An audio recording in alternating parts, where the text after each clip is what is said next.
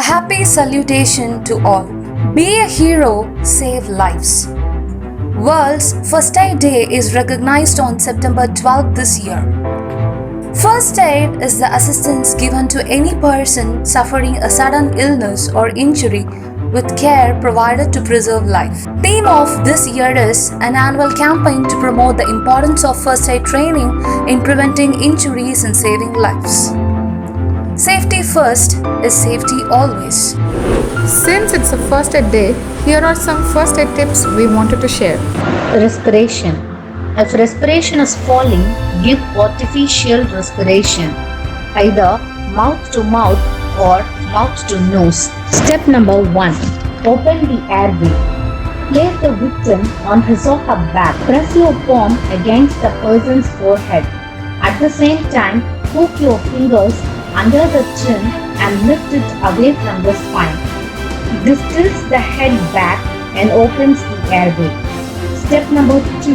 Check for breathing. Listen for normal breathing. If there is no normal breathing, start mouth-to-mouth breathing. Step number 3. Start with 2 rescue breaths. Breathe into victim's mouth for 1 second. Watch for the chest to rise. If the chest rises, breathe into victim's mouth a second time. If not, tilt the victim's head back and chin down again. Then breathe into the victim's mouth a second time. Step number 4. Give more breaths.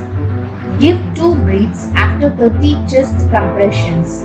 Push fast at least 100 to 120 continuous compressions per minute. 1 breath every 6 seconds. 10 breaths per minute. Severe bleeding. For severe bleeding, take these first aid steps and reassure the injured person. Step number 1. Remove any clothing on the wound. Your first job is to stop the bleeding. So, wear disposable protective gloves if available. Step number 2. Stop the bleeding. Place a sterile bandage or clean cloth on the wound. Press the bandage firmly with your palm to control bleeding.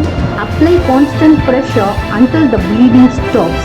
Maintain pressure by binding the wound with a thick bandage or a piece of clean cloth. Don't put direct pressure on an eye injury or embedded object. Step number 3. Help the injured person lie down. If possible, place the person on a rug or blanket to prevent loss of body heat. Step number 4. Don't remove the gauze or bandage. If the bleeding seeps through the gauze or other cloth on the wound, add another bandage on top of it and keep pressing firmly on the area. Step number 5. Immobilize the injured body part as much as possible.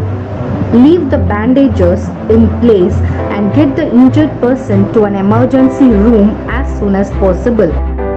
Burns and scalds. A burn is a tissue damage that results from scalding, overexposure to the sun or other radiations, contact with flames, chemicals or electricity or smoke inhalation. Step number 1. Protect the burned person from further harm.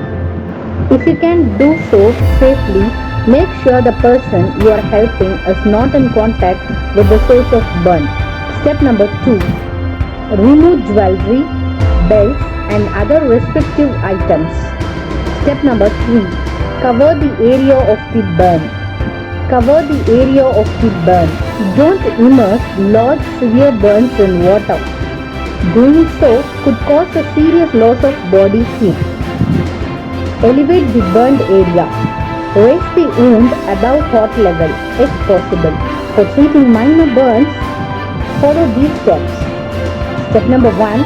Cool the burn. Step number 2. Remove rings or other tight items from the burn area. Step number 3. Apply lotion. Step number 4. Bandage the burn. Fracture.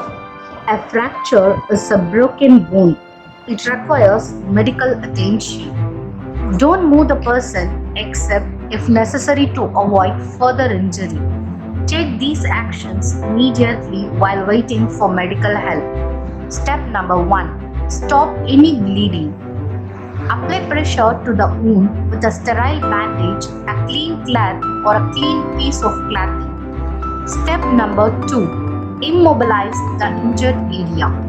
Don't try to realign the bone or push a bone that's sticking out back in. If you have been trained in how to splint and professional help isn't readily available, apply a splint to the area above and below the fracture sites.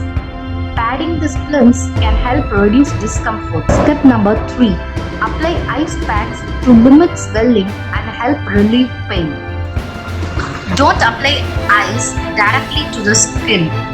Wrap the ice in a towel, piece of cloth, or some other material. Step number 4. Treat for shock. If the person feels faint or is breathing in short, rapid breaths, lay the person down with the head slightly lower than the trunk and, as possible, elevate the legs. Nose bleeding. A nosebleed can occur due to many different reasons and risk factors. Usually, a nosebleed will stop on its own. If it doesn't, make the person sit up and make him breathe through their mouth.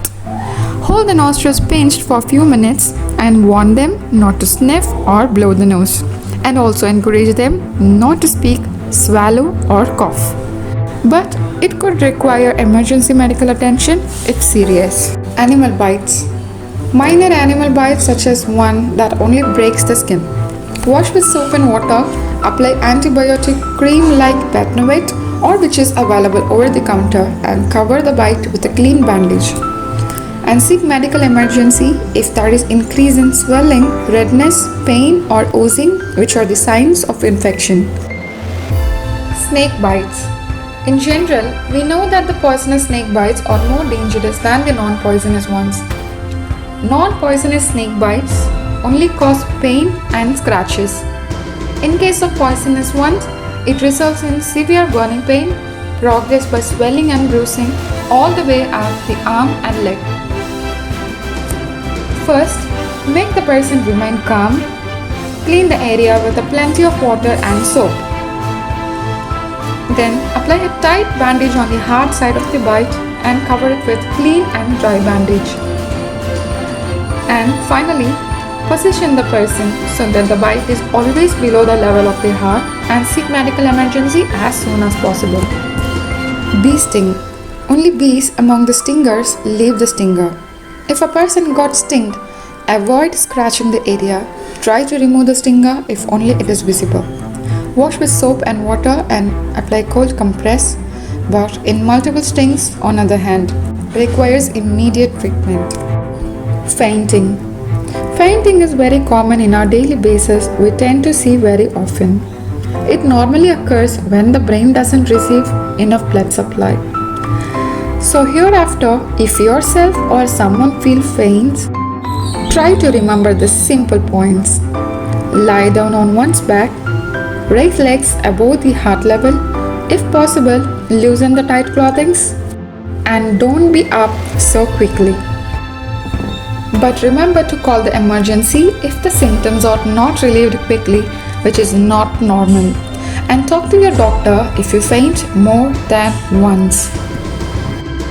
Amputations, which means cut fingers, which is really scary. If happened, prioritize to calm and reassure the person. Apply direct pressure to the wound to control bleeding. Then attention to the cut finger.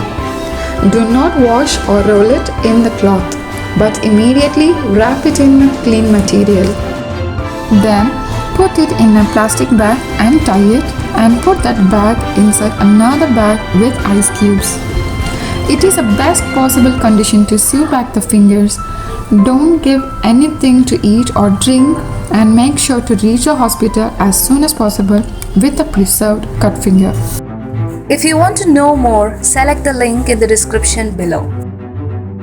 And finally, always remember that first aid is for only minor reactions.